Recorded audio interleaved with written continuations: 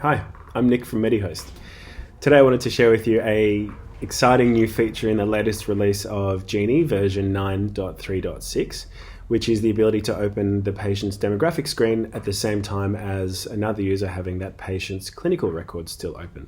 Classic example of this would be when the doctor is just finishing up writing their consultation notes and the patient's at the front desk ready to be invoiced, but admin staff member may realize they need to update the Medicare number or adjust something before invoicing the patient, and they'll click on the demographics button and you'll receive this error message, which I'm sure many of you know very well.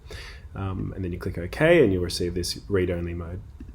In the latest version of Genie, that error message is gone. So when you click on the demographics screen, even if the clinical record is open, you can make those changes. So you won't have to be screaming down the hallway, "Are you finished yet?" That's now a thing of the past. So thanks for watching. Until next time, bye for now.